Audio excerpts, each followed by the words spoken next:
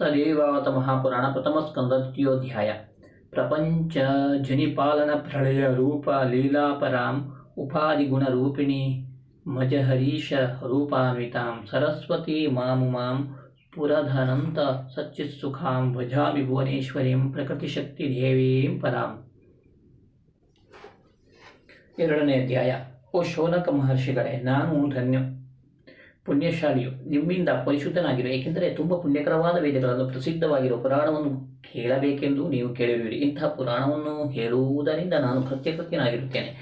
ಎಲ್ಲ ವೇದಗಳು ಮುಖ್ಯಾರ್ಥಕ್ಕೆ ಅನುಸಾರವಾಗಿರುವ ಎಲ್ಲ ಶಾಸ್ತ್ರಗಳ ರಹಸ್ಯಾರ್ಥವನ್ನು ಒಳಗೊಂಡಿರುವ ಆಗಮಗಳಲ್ಲಿ ಶ್ರೇಷ್ಠವಾದ ದೇವಿ ಭಾಗವತದ ಮಹಾಪುರಾಣ ನಿಮಗೆ ನಾನು ಹೇಳುತ್ತೇನೆ. ಶೌನಕಾದಿ ಋಷಿಗಳಿರ ನಾನು ಕಮಲದ ಹಾಗಿರುವ ಈ ದೇವಿಯ ಪಾದಗಳಿಗೆ ನಮಸ್ಕರಿಸಿ ಫಲಕಾಮನೆಯಿಲ್ಲದೆ ತಮ್ಮ ತಮ್ಮ ಧರ್ಮಗಳೆಲ್ಲ ಆಚರಿಸುತ್ತಾ ಚಿತ್ತಶುದ್ಧಿಯನ್ನು ಪಡೆದು ಜ್ಞಾನಿಗಳಾದ ಯೋಗಿಗಳಿಗೆ ಮೋಕ್ಷವನ್ನು ಕೊಡುವ ಗುಣವರ್ಣನೆಯಲ್ಲಿ ಆಸಕ್ತರಾದ ಬ್ರಹ್ಮನೇ ಮುಂತಾದವರಿಂದ ಅವಲಂಬಿಸಲ್ಪಟ್ಟಿರುವ ಶ್ರೇಷ್ಠವಾದ ಮುನಿಗಳು ಯಾವಾಗಲೂ ಧ್ಯಾನ ಮಾಡುತ್ತಿರುವ ಮಹಾಮಹಿಮಶಾಲಿನಿಯಾದ ದೇವಿಯು ಹೆಸರಿನಿಂದ ಪ್ರಸಿದ್ಧವಾಗಿರುವ ಭಕ್ತಿ ಆಶ್ಚರ್ಯ ಮುಂತಾದ ನಾನಾ ರಸಗಳಿಂದ ತುಂಬಿರುವ ಉಜ್ವಲವಾಗಿರುವ ಮನೋಹರವಾಗಿರುವ ಈ ದೇವಿ ಭಾಗವತವೆಂಬ ಶ್ರೇಷ್ಠವಾದ ಪುರಾಣವನ್ನು ನಿಮಗೆ ಹೇಳುವೆನು.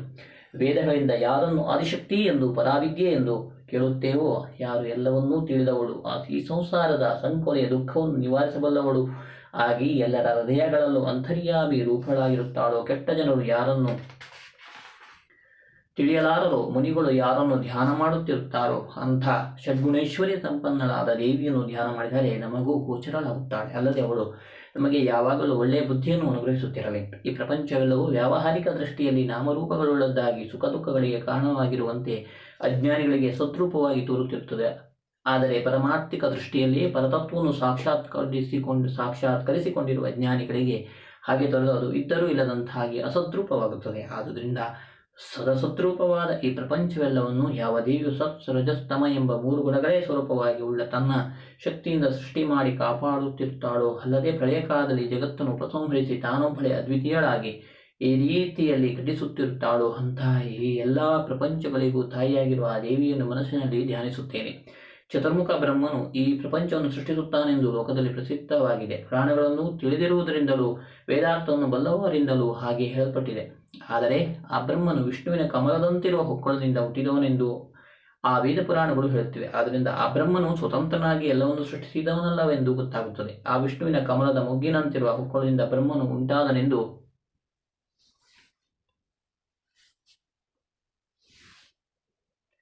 ಪ್ರಸಿದ್ಧವಾಗಿದೆ ಅಷ್ಟೇ. ಆ ವಿಷ್ಣುವಾದರೂ ಪ್ರಳಯ ಕಾಲದಲ್ಲಿ ಆದಿಶೇಷನೆಂಬ ಸರ್ಪರಾಜನನ್ನು ಹಾಸಿಗೆಯಾಗಿ ಮಾಡಿಕೊಂಡು ಅಲ್ಲಿ ಮಲಗಿರುತ್ತಾನೆ. ಈ ಸಂದರ್ಭದಲ್ಲಿ 1000 ಹೆಡೆಗಳುಳ್ಳ ಆದಿಶೇಷನು ಆ ವಿಷ್ಣುವಿಗೂ ಆಧಾರವಾದ ಎಂತಾಯಿತಲ್ಲವೇ. ಆದ್ದರಿಂದ ಮೂರನೆಂಬ ರಾಕ್ಷಸನನ್ನು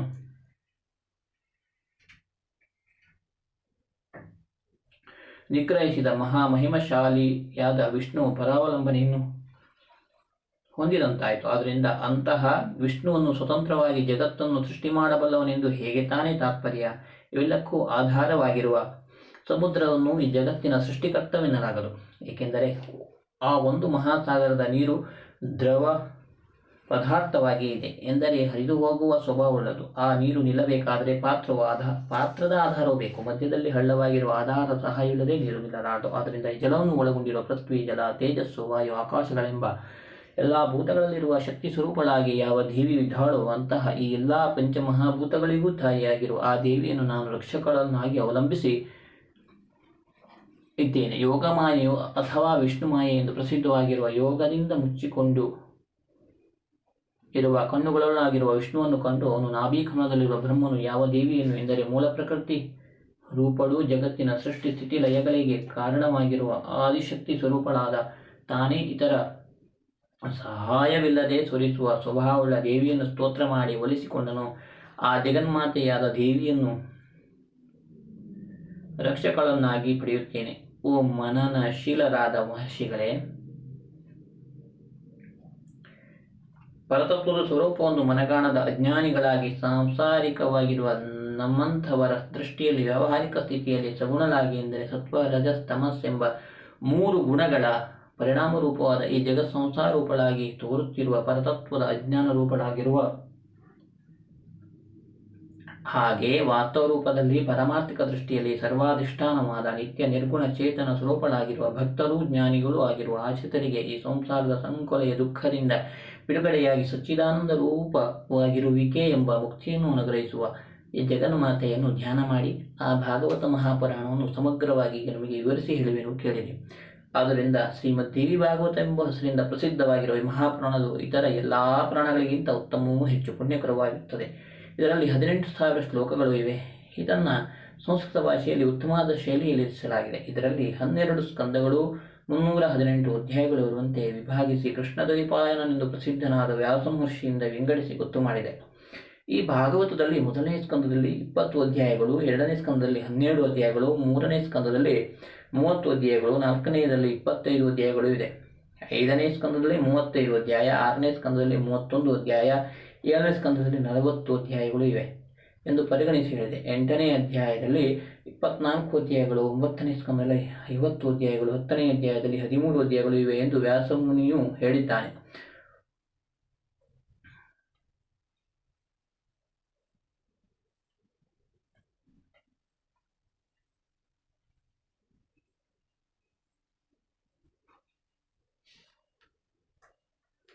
ಶೌನಕಾದಿ ಋಷಿ ಶ್ರೇಷ್ಠರೇ, ಹಾಗೆ 11ನೇ ಸ್ಕಂದದಲ್ಲಿ 24 ಅಧ್ಯಾಯಗಳು, 12ನೇ ಸ್ಕಂದದಲ್ಲಿ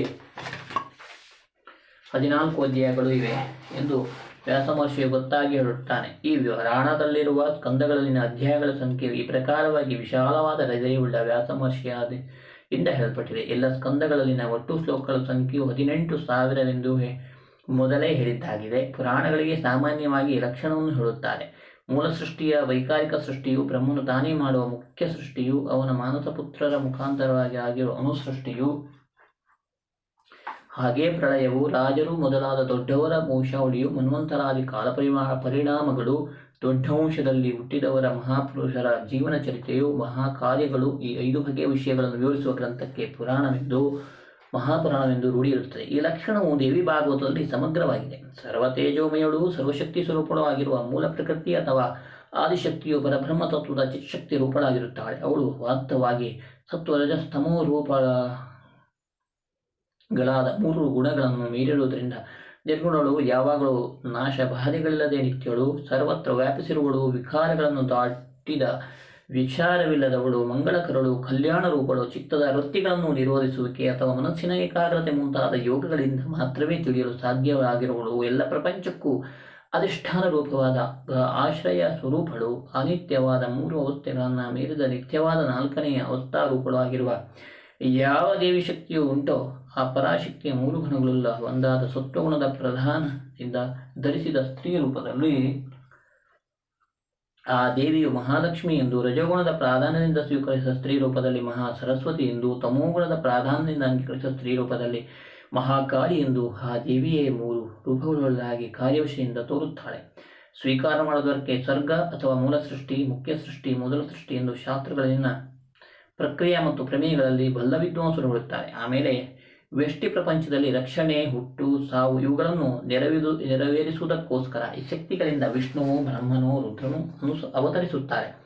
ಈ ಸೃಷ್ಟಿಗೆ ಪ್ರತಿಸರ್ಗವೆಂದು, ಅನುಸೃಷ್ಟಿ ಎಂದು ವ್ಯವಹಾರದ ರೂಢಿ ಎಲ್ಲಿದೆ. ಚಂದ್ರ, ಸೂರ್ಯ ಇದರಿಂದ ಮೊದಲಾದ ವಂಶಗಳಲ್ಲಿ ಹುಟ್ಟಿದ ರಾಜರ ವಂಶಗಳನ್ನು, ಹಿರಣ್ಯಕಶ್ಯಪ ಮುಂತಾದವರು ಹುಟ್ಟಿದ ವಂಶಗಳನ್ನು ವಿವರಿಸುವ ವಂಶಾವಳಿಯವರೊಂದಿಗೆ ವಂಶವೆಂದು ಹೆಸರು ರೂಢಿಯಲ್ಲಿದೆ. ಚಂದ್ರನಿಂದ ಪುರೂರವನವರೆಗಿನ ರಾಜನ ಮತ್ತು ಸೂರ್ಯನಿಂದ ಮೊದಲು ಮಾಡಿ ಹರಿಶ್ಚಂದ್ರನವರೆಗಿನ ರಾಜರ ವಂಶಾವಳಿಗಳನ್ನು ಮುಂದೆ ಮೊದಲನೆಯ ಮತ್ತು 7ನೇ ಸ್ಕಂದಗಳನ್ನು ಹೇಳುತ್ತಾರೆ.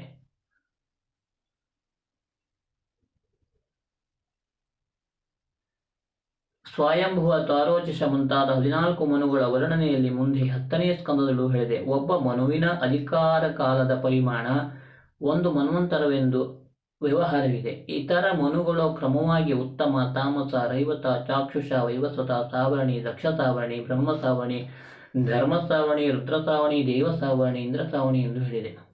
ಅವರ ವಂಶಗಳನ್ನು, ಅವರು ಸಾಧಿಸಿದ ಮಹಾಕಾರ್ಯಗಳನ್ನು ವರ್ಣಿಸಿರುವುದಕ್ಕೆ ವಂಶಾನುಚರಿತವೆಂಬ ಹೆಸರು ರೂಢಿಯಲ್ಲಿದೆ.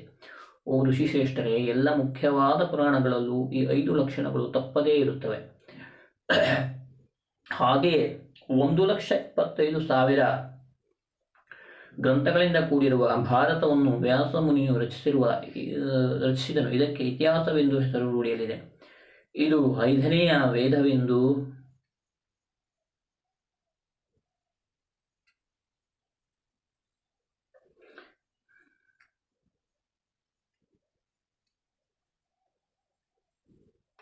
ಎಲ್ಲರೂ ಒಪ್ಪಿದ್ದಾರೆ. ಭಾರತದಲ್ಲೂ ಈ ಲಕ್ಷಣಗಳಿವೆ.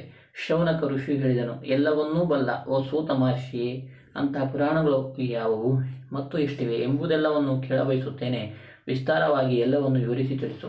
ಈ ಕಲಿಕಾಲದ ದೋಷಗಳ ಸಂಪರ್ಕದಿಂದ ಹೆದರಿದವರಾದ ನಾವು ಈ ನೈಮಿಷಾರಣ್ಯವೆಂಬ ಉತ್ತಮ ಕ್ಷೇತ್ರದಲ್ಲಿ ವಾಸ ಮಾಡಿಕೊಂಡಿರುತ್ತೇವೆ. ಏಕೆಂದರೆ ಬ್ರಹ್ಮನು ನಮ್ಮನ್ನು ಪಾಪ ಸಂಬಂಧದಿಂದ ಕಾಪಾಡುವುದಕ್ಕೋಸ್ಕರ ಮನುರೂಪವಾದ ಒಂದು ಚಕ್ರವನ್ನು ನಮಗೆ ಅನುಗ್ರಹಿಸಿ ಹೀಗೆ ಅಪ್ಪಣೆ ಮಾಡಿದನು. ಆ ಬ್ರಹ್ಮನು ನಮ್ಮನ್ನು ಕುರಿತು, ಓ ಶೌನಕಾದಿ ಋಷಿಗಳೇ, ನೀವು ಈ ಚಕ್ರವನ್ನು ಉಳಿಸಿಕೊಂಡು ಅದನ್ನು ಹಿಂಬಾಲಿಸುತ್ತಾ ಮುಂದುವರಿಯುತ್ತೀರಿ. ಯಾವ ದೇಶದಲ್ಲಿ ಈ ಚಕ್ರದ ಪಟ್ಟೆಯು ಕಳೆದು ಹೋಗುವುದು, ಆ ದೇಶವು ಪರಿಶುದ್ಧವಾದುದೆಂದು ಅಲ್ಲಿ ವಾಸ ಮಾಡುವುದರಲ್ಲಿ ದೋಷ ಸಂಪರ್ಕವಾಗದಂತೆ ಪರಿಶುದ್ಧರನ್ನಾಗಿ ಮಾಡುವುದಂಥದೆಂದು ತಿಳಿದು ಪುನಃ ಕೃತಯುಗವು ಮರಳಿ ಬರುವವರೆಗೂ ಅಲ್ಲಿ ವಾಸ ಮಾಡಿರಿ ಎಂದು ಹೇಳಿದನು.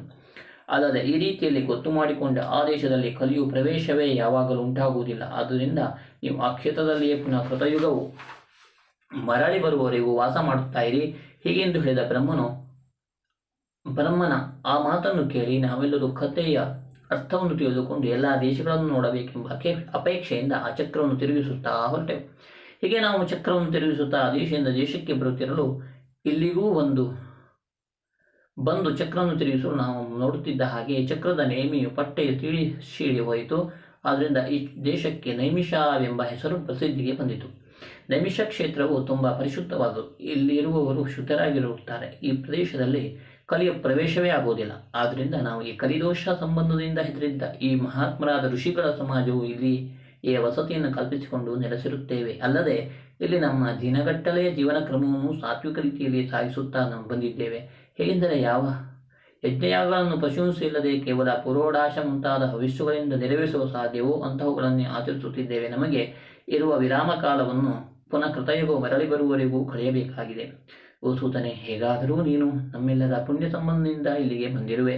ವೇದಕ್ಕೆ ಸಮಾನವಾಗಿ ಪರಿಶುದ್ಧವಾದ ಈ ಪುರಾಣವನ್ನು ಈಗ ನಮಗೆ ಹೇಳು. ಓ ಸೂತ ಮಹರ್ಷಿಯೇ, ನಾವೆಲ್ಲರೂ ಪುರಾಣವನ್ನು ಕೇಳಲು ಆಶೆಯುಳ್ಳವರಾಗಿ ಇದ್ದೇವೆ ಮತ್ತು ಪುರಾಣವನ್ನು ವಿವರಿಸಿ ಹೇಳುವ ನೀವು ಬುದ್ಧಿ ಕೌಶಲ ಉಳ್ಳವನಾಗಿದ್ದೀಯೆ. ಕೇಳುವ ನಾವೆಲ್ಲರೂ ಬೇರೆ ಯಾವ ಕೆಲಸವೂ ಇಲ್ಲದವರಾಗಿ ಏಕಾಗ್ರವಾದ ಮನಸ್ಸುಳ್ಳವರಾಗಿದ್ದೇವೆ. ಹೀಗೆ ಎಲ್ಲವೂ ಅನುಕೂಲವಾಗಿದೆ. ಓ ಸೂತ ಮಹರ್ಷಿಯೇ, ನೀನು ಹೆಚ್ಚಾದ ಆಯಸ್ಸುಳ್ಳವನಾಗು ಮತ್ತು 3 ಬಗೆಯ ತಾಪ ಅಂದರೆ ಆಧ್ಯಾತ್ಮಿಕ, ಆದಿಭೌತಿಕ, ಆದಿದೈವಿಕಗಳಿಲ್ಲದವನಾಗಿ ಶಾಂತಿ ನೆಮ್ಮದಿಗಳುಳ್ಳ ಪುಣ್ಯಕರವೂ ಮಂಗಳಕರವಾಗಿರುವ ದೇವಿ ಭಾಗವತವೆಂಬ ಪ್ರಸಿದ್ಧವಾಗಿರುವ ಪುರಾಣವನ್ನು ನಮಗೆ ಈಗ ತಿಳಿ ಹೇಳು. ಈ ಪುರಾಣದಲ್ಲಿ ಧರ್ಮಾರ್ಥ ಕಾಮ ಎಂಬ ಪುರುಷಾರ್ಥಗಳ ಸ್ವರೂಪವನ್ನು ಶಾಸ್ತ್ರಗಳ ಪ್ರಮಾಣಗಳನ್ನು ಅನುಸರಿಸಿ ವರ್ಣಿಸಿದೆಯೋ ಮತ್ತು ಪರಮ ಪುರುಷಾರ್ಥವಾದ ಮೋಕ್ಷದ ಸ್ಥಿತಿಯನ್ನು ಜ್ಞಾನದಿಂದ ಪಡೆಯಲಾಗುತ್ತದೆಂಬ ಅಂಶವನ್ನು ವ್ಯಾಸ ಮಹರ್ಷಿಯು ವಿವರಿಸುತ್ತಾನೋ ಅಂತಹ ಪುರಾಣವನ್ನು ನಮಗೆ ತಿಳಿ ಹೇಳು. ಓ ಸೂತ ಮಹರ್ಷಿಯೇ, ಕೃಷ್ಣದ್ವೈಪಾಯನನೆಂದು ಪ್ರಸಿದ್ಧನಾಗಿರುವ ವ್ಯಾಸ ಮಹರ್ಷಿಯು ಹೇಳಿರುವ ಚಿತ್ತಶುದ್ಧಿಯನ್ನುಂಟು ಮಾಡುವ ಮನೋಹರವಾದ ಕಥೆಯನ್ನು ಕೇಳುವುದರಲ್ಲಿ ತೃಪ್ತಿ ಎಂದರೆ ಇಷ್ಟು ಸಾಕು. ಇನ್ನು ಬೇಡ ಎಂಬ ಭಾವ ಉಂಟಾಗುವುದಿಲ್ಲ. ಇನ್ನು ಕೇಳಬೇಕೆನಿಸುತ್ತದೆ. ಎಲ್ಲ ಒಳ್ಳೆಯ ಗುಣಗಳಿಂದ ಮುಖ್ಯಸ್ಥಾನವಾಗಿರುವ ಪರಿಶುದ್ಧವಾದ ಎಲ್ಲ ಪ್ರಪಂಚಕ್ಕೂ ತಾಯಿಯಾದ ದೇವಿಯು ನೆರವೇರಿಸಿದ ಕಾರ್ಯಗಳನ್ನು ತಿಳಿಸುವ ಆಶ್ಚರ್ಯಕರವಾದ ಕೇಳುವರಲ್ಲಿರಬಹುದಾದ ಎಲ್ಲ ಬಗೆಯ ಪಾಪಗಳ ಗುಂಪನ್ನೇ ನಾಶ ಮಾಡಬಲ್ಲ ಜನರ ಕೋರಿಕೆಗಳನ್ನು ಈಡೇರಿಸಿಕೊಡುವ ಮಹಿಮಶಾಲಿಯಾದ ದೇವಿಯೇ ನಾಮಾಂಕಿತದಿಂದ ಕೂಡಿರುವ ದೇವಿ ಭಾಗವತ ಪುರಾಣವನ್ನು ಲೋಕದಲ್ಲಿ ಪ್ರಸಿದ್ಧಿಗೆ ಬರುವಂತೆ ವಿವರಿಸಿ ಹೇಳು ಎಂದು ಸೂತನನ್ನು ಶೌನಕ ಮುಂತಾದವರು ಕೇಳಿದರು. ಇಲ್ಲಿಗೆ ಶ್ರೀ ದೇವಿ ಭಾಗವತ ಮಹಾಪುರಾಣದ 1ನೇ ಸ್ಕಂದದಲ್ಲಿ 2ನೇ ಅಧ್ಯಾಯವು ಮುಗಿಯಿತು.